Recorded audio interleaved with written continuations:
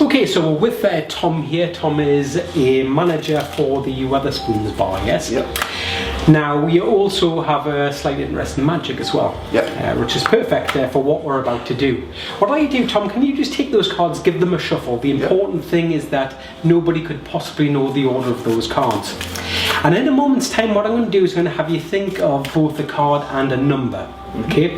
Now it's important that those pieces of information only exist in your mind and that they're above psychological influence. So we'll let you know that there are certain cards which are psychologically more favoured than others, such as the Ace of Spades, the Lucky Sevens. But numbers tend not to hold that same appeal. So what I'd like to do is first of all just think of a number somewhere between 1 and 52, and this is a completely free choice. If you want to change your mind, that's fine. Now what I'm going to do is I'm going to have you remember the card that falls at that position. Okay? So therefore this is above influence, and because you've shuffled those cards, theoretically speaking, any card could have ended up at that position. So if I take the cards, I'll show you them one at a time, and as I do, I'd just like to lock that information in your mind, the card that exists at your number. But don't nod or blink or give me any indication as to the fact that you've locked that information in mind. In fact, I'll also turn away just to be sure.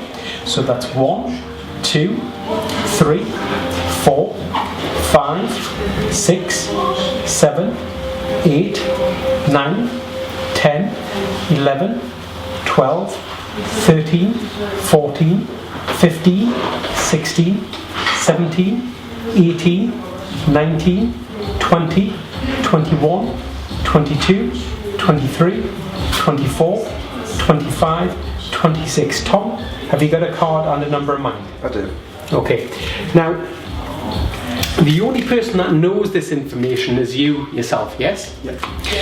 However, I do know that your card and number exists somewhere within the top half of the pack, yes? Yep. So what I'm going to do is I'm going to give you the top half, and you're going to just shuffle it up. Yep. So therefore, what we're actually doing here is separating those two pieces of information so that your thought of card no longer resides at your thought of number. Yep. And if you place those back, in fact, take the cards, give them a couple of cuts, and if you wish, after cutting the cards a few times, what I'd like to do is you can even spread through and just satisfy your own curiosity, make sure that your thought of card is nowhere near your thought of number. If it is, you can give the cards a couple more cuts, so that's perfectly fine. In fact, after you have validated that, just give them a couple more cuts anyway.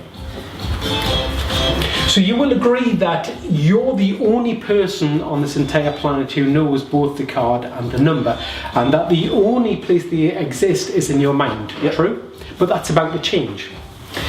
So what I'd like you to do first of all, Tom, is just focus on the colour of your card. Okay, yeah, I've got that. Focus on the suit of the card and also the value of the card. Okay, Tom, I believe I know exactly what card you're thinking of. Okay, if we go through,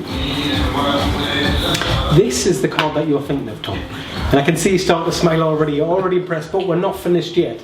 Even if this was the card, it would only be half the picture. I want you now just to focus on the position.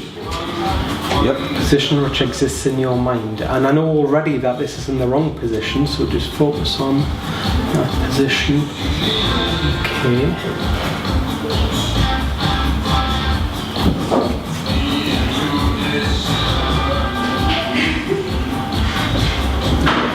I think I've got that. Just take the cards. Yep.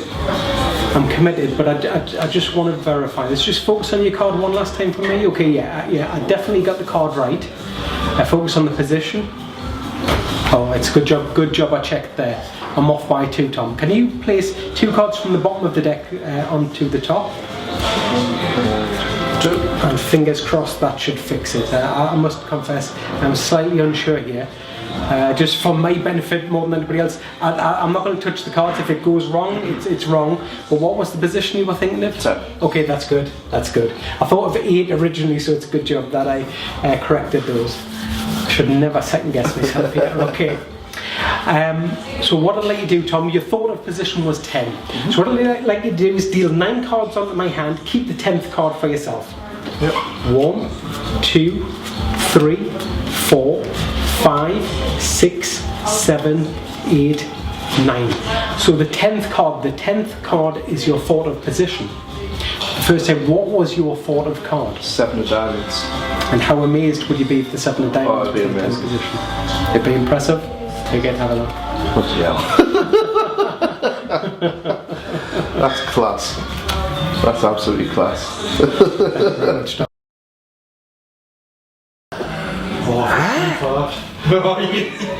My mind's actually blown. Right, so